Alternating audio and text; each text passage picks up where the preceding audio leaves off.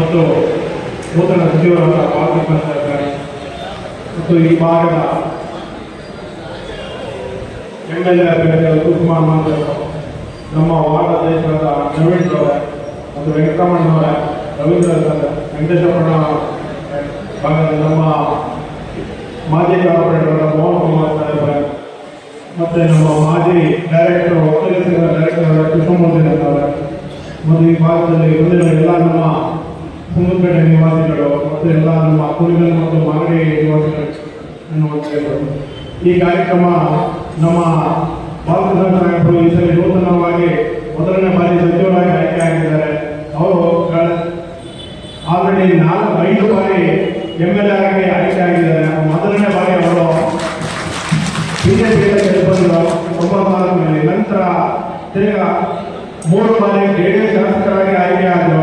ಅವಾಗ ಅವರು ಮಂತ್ರಿ ಆಗಬೇಕಿತ್ತು, ಕಾರಣಾಂತರಗಳಿಂದ ತಪ್ಪಿತ್ತು. ಈ ಬಾರಿ ಮಂತ್ರಿ ಆಗಿದ್ದು ನಮಗೆಲ್ಲ ಖುಷಿ ತಂದಿದೆ.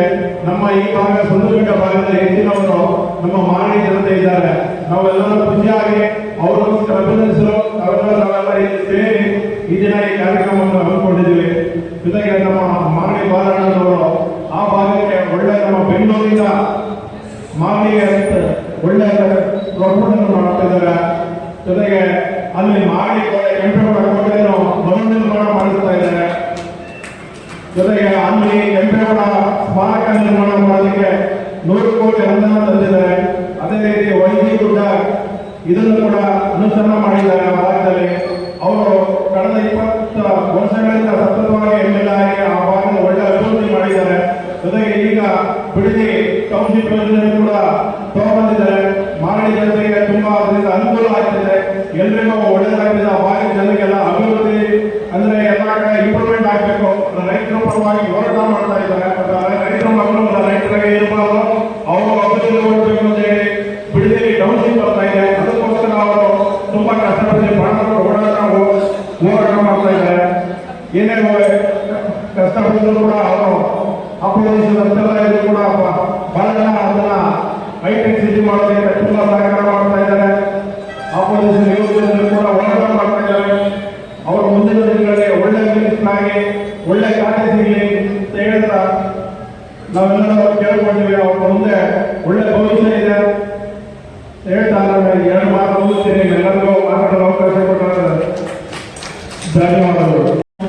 ಪ್ರಮುಖ ಕೇಂದ್ರ ಬಿಂದುಗಳಾಗಿ ಆಗಮಿಸಿರುವಂತಹ ಕರ್ನಾಟಕ ರಾಜ್ಯದ ಸಚಿವರಾಗಿ ಕೆಲಸವನ್ನು ನಿರ್ವಹಿಸ್ತಾ ಇರುವಂತಹ ಬಾಲಣ್ಣನವರೇ, ತಮ್ಮನ್ನೆಲ್ಲರನ್ನು ಉದ್ದೇಶಿಸಿ ಮಾತಾಡಿದಂತಹ ಮಾಜಿ BBMP ಸದಸ್ಯರಾಗಿರುವಂತಹ ಮೋಹನ್ ಕುಮಾರ್ ಅಣ್ಣನವರೇ, ಕೃಷ್ಣಮೂರ್ತಿ ಅಣ್ಣನವರೇ, ಗಿರೀಶ್ ಗೌಡ್ರೆ, ನವೀನ್ ಅವರೇ, ವೆಂಕಟರಮಣ್ಣನವರೇ, ವೆಂಕಟೇಶಣ್ಣವರೇ, ರವೀಂದ್ರ ಅವರೇ, ಹಾಗೆ ಅಭಿನಂದನಾ ಕಾರ್ಯಕ್ರಮವನ್ನ ಆಯೋಜನೆ ಮಾಡುವಂತ ಎಲ್ಲ ನಮ್ಮ ಮಾಗಡಿ ಹಾಗೂ ಕುಣಿಗಲ್ ಭಾಗದ ನಿವಾಸಿ ಮುಖಂಡರುಗಳೇ ಆಗಿ ನೆರೆದಿರುವಂತ ಎಲ್ಲರೂ ಕೂಡ ನಮಸ್ಕಾರ.